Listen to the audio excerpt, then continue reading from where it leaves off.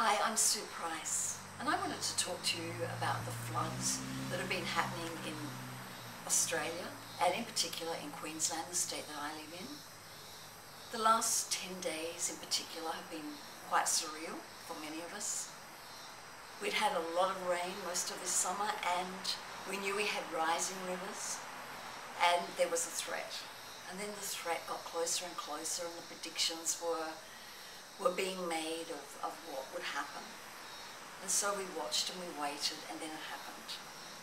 And right now, 75% of the state that I live in has been declared disaster zone. People have lost their homes, their possessions.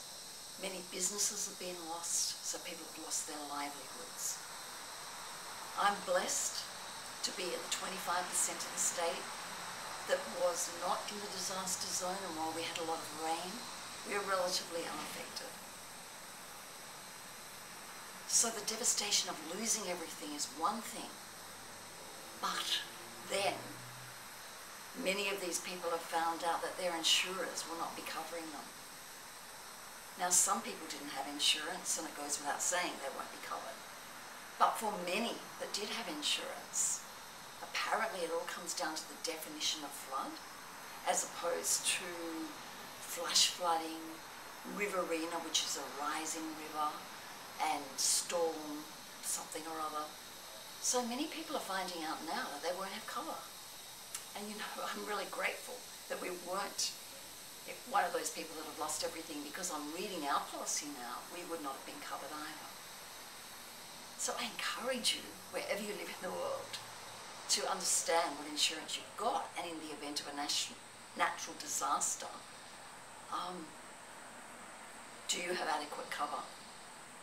And if necessary, get some professional help to look at the definitions, because they're not all that easy. So that's a lesson out of what's happening for me and for many others that haven't been affected. We're all looking at our policies and making sure that we're adequately covered. The other thing that's been going around in my mind, often I talk about the need to build residual income. I've lost a business in the past. I know what it feels like to lose your livelihood. And I can't help but think how much better off these people would be if they had a residual income. It's something that we all need to be building. We can't stop natural disasters happening, but we can have a contingency plan.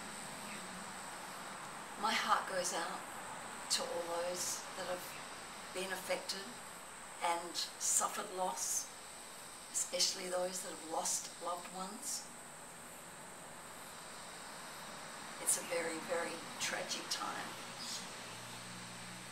But I also know that we have tremendous courage within us, each and every one of us, to pick ourselves up and move forward.